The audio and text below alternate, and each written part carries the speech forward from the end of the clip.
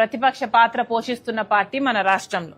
ఈరోజు కాంగ్రెస్ పార్టీ మాత్రమే ప్రజల పక్షాన పోరాటాలు చేస్తున్న పార్టీ.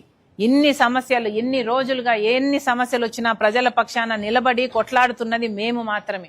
మొన్న పాలు కల్తీ అయినా సరే, లేకపోతే అంతకు ముందు నెయ్యి కల్తీ అయినా సరే, లేకపోతే ఏది సమస్య వచ్చినా కూడా న్యాయం జరగాలి, సిబిఐ ఎక్కడ కావాలంటే అక్కడ వేయాలి, ఎంక్వైరీలు ఎక్కడ డిమాండ్ చేయాలంటే అక్కడ డిమాండ్ చేస్తూ, నష్టపరిహారాలు ఎక్కడ కావాలంటే అక్కడ డిమాండ్ చేస్తూ తిరుగుతున్నది ప్రజలలో మేము. ఈరోజు కాంగ్రెస్ పార్టీ ఒక గట్టి ప్రతిపక్షంగా, ఒక గట్టి ఆల్టర్నేటివ్ గా ఎమర్జ్ అవుతుంది. ప్రజలు కూడా మమ్మల్ని ఆదరిస్తున్నారు, ఇది వాస్తవం. కానీ చేయాల్సిన పార్టీలు వాళ్ళ ధర్మాలు వాళ్ళు చేయటం లేదు. ఏ పార్టీలు అయితే ప్రజలు ఓట్లు దండుకొని అధికారంలో కూర్చున్నారో వాళ్ళు చేయటం లేదు, లేక ప్రతిపక్షంలో ఉన్న వాళ్ళు కనీస బాధ్యతగా అసెంబ్లీకి వెళ్లి ప్రశ్నించాలి అన్న ఇంగితం కూడా లేకుండా ఈరోజు ఆ పని కూడా చేయటం లేదు. అంటే అసెంబ్లీలో ఎన్ని బిల్లులు పెడతారో అన్ని బిల్లులు ఏ ప్రతిపక్షం లేకుండా ఇష్టంగా వచ్చినట్టు మీరు పాస్ చేసుకోండి అని చెప్పడమే కదా. ఇక ప్రతిపక్షం ఉండి ఏం లాభం? వాళ్ళకి ఆ పదైనా ఎందుకుండాలి? రాజీనామాలు చేయండి, వేరే వాళ్ళకి అవకాశాలు ఇవ్వండి, వాళ్ళైనా అసెంబ్లీకి వెళ్లి ప్రశ్నిస్తారు కదా. Okay, thank you guys.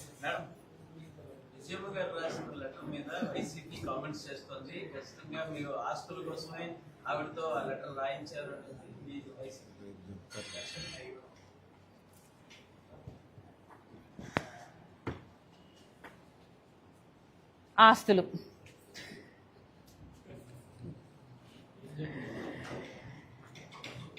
వాస్తవానికి మొన్న విశాఖపట్నంలో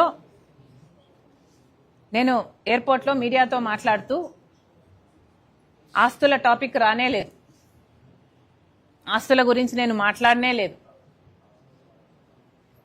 కానీ నా ప్రెస్ మీట్ తర్వాత ఆస్తులు ఆస్తులు అని పదే పదే మాట్లాడింది వైసీపీ నాయకులు. వాళ్ళ ఉద్దేశంలో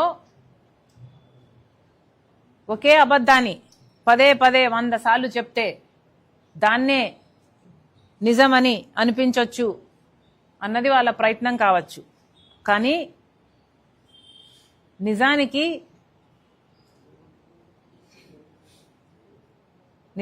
అంటే ఓకే, వాస్తవానికి దేవుని అంశం ఉంది. The truth has the quality of God. కాబట్టే నిజం దాగదు అంటారు పెద్దలు. కానీ నిజాన్ని అబద్ధంగా, అబద్ధాన్ని నిజంగా ఎస్టాబ్లిష్ చేసే ప్రయత్నం చేస్తున్నారు వైసీపీ నాయకులు. ఆ రోజు మేము పెట్టిన ప్రెస్ మీట్లో ఒక్క మాట కూడా ఆస్తుల గురించి మాట్లాడలేదు. మేం మాట్లాడిందల్లా అవినాష్ రెడ్డి గారు వివేకానంద రెడ్డి హత్య కేసులో సునీత వివేకానంద రెడ్డి గారి హత్యని ఒక హార్ట్ అటాక్ లాగా చిత్రీకరించి ఆ థియరీని సునీతారెడ్డి గారు సృష్టించారు అని, అవినాష్ రెడ్డి గారు హత్య కేసుని తప్పుదారి పట్టిస్తున్నారు అని మేము విమర్శించడం జరిగింది. ఎందుకు మాట్లాడాను అంటే అది వాస్తవం కాబట్టి. 7 గంటల నుంచి వివేకానంద రెడ్డి గారు హార్ట్ అటాక్ తో చనిపోయారు అని సాక్షి టీవీలో చెప్తున్నారు. 7 గంటల నుంచి అక్కడ లోకల్ గా ఉన్నది అవినాష్ రెడ్డి గారు, అక్కడ లోకల్ గా ఉన్నది సాక్షి టీవీ వాళ్ళు హార్ట్ అటాక్ అని చెప్తుంటే ఎక్కడో సునీత హైదరాబాద్ లో ఇంకా బయలుదేరనే లేదు, సునీత సృష్టించింది అని అవినాష్ రెడ్డి మాట్లాడితే ప్రెస్ మీట్ లో ఇది అవాస్తవము అని చెప్పడం జరిగింది. అంటే నేను చేసిన తప్పల్లా నాకు తెలిసిన నిజాన్ని చెప్పడమా? నిజం చెప్పడమే కదా నేను చేసిన నేరం. అందుకే కదా ఇంతగా విరుచుకుపడుతున్నారు. నేను వివేకానంద రెడ్డి హత్య అని మాట్లాడితే వీళ్ళు ఆస్తులు అని మాట్లాడుతున్నారు. ఎందుకు మాట్లాడుతున్నారు? ఎందుకంటే వీళ్ళకి వివేకానంద రెడ్డి గారి హత్య కేసులో 7 గంటల నుంచి ఎందుకు హార్ట్ అటాక్ అని సాక్షి ప్రచారం చేసిందో దానికి సమాధానం చెప్పే ధైర్యం వీళ్ళకు లేదు కాబట్టి. ఎందుకంటే దానికి సమాధానం చెప్పాల్సి వస్తే ఎవరు చెప్పాలి? అవినాష్ రెడ్డి గారు చెప్పాలి, భారతిరెడ్డి గారు చెప్పాలి, సాక్షిని నడుపుతున్న భారతిరెడ్డి గారు చెప్పాలి. 7 గంటల నుంచి వివేకానంద రెడ్డి గారిది హార్ట్ అటాక్ అని సునీత సృష్టించింది అంటే దాన్ని విమర్శిస్తే మేము దానికి సమాధానం చెప్పకుండా ఏదేదో మాట్లాడుతున్నారు అంటే అసలైన విషయానికి మీకు సమాధానం చెప్పే దమ్ము లేకనే కదా. ఇంకేం అర్థం చేసుకోవాలి? ఏదేదో మాట్లాడారు కదా. జగన్మోహన్ రెడ్డి గారిని నేను పదే పదే నా ఆస్తులు కావాలని నేను అడిగినట్టు, జగన్మోహన్ రెడ్డి గారు జైలుకు వెళ్ళాలి అని నేను కుట్రలు చేసినట్టు, చంద్రబాబు గారి చేతిలో నేను సునీత కీలుబొమ్మల్లా వ్యవహరిస్తున్నామన్నట్టు డిల్యూజనల్ గా ఏదేదో ఊహించుకొని ఏదేదో మాట్లాడడం జరిగింది. ఎందుకని? వాస్తవానికి ఇంకొకరి ఆస్తి అనుభవిస్తున్నది నేను కాదు, జగన్మోహన్ రెడ్డి గారు. ఆస్తుల మీద నాకు ప్రేమ లేదు. నా పోరాటము ఆస్తుల కోసం కాదు, ఆస్తులు నా అజెండా కూడా కాదు.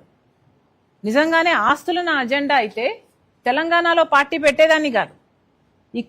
అప్పుడే ఇక్కడ ఆంధ్ర రాష్ట్రంలో పార్టీ పెట్టేదాన్ని.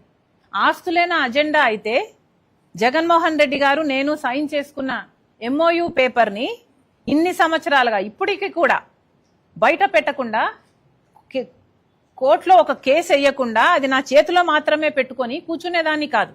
ఇప్పుడు కూడా ఆ MOU బయటకు వచ్చింది అంటే ఎందుకు వచ్చింది?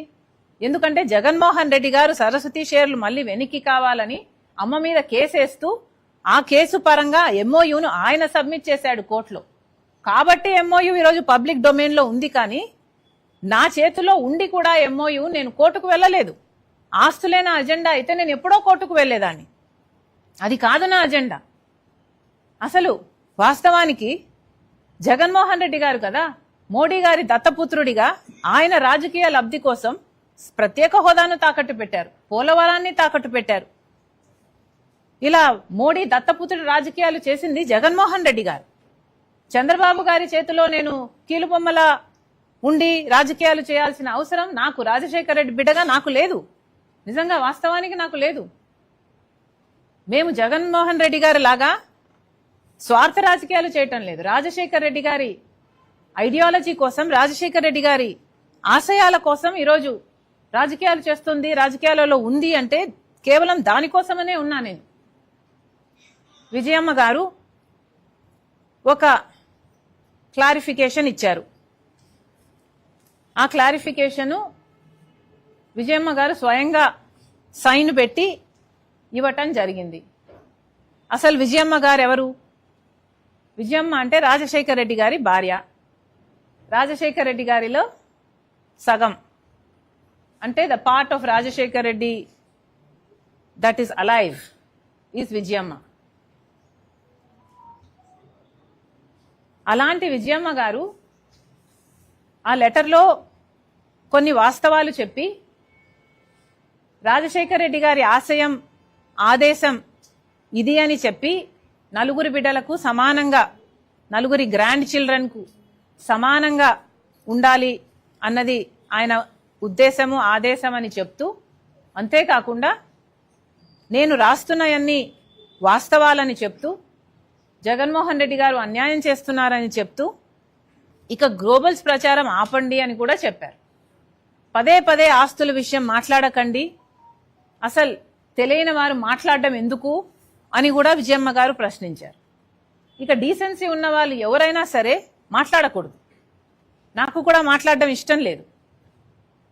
కానీ ఇంకా వైసీపీ వాళ్ళు మాట్లాడుతున్నారు అంటే ఇక మొరగడం కుక్కల నైజం అనుకోవాలి. ఒక నిమిషం.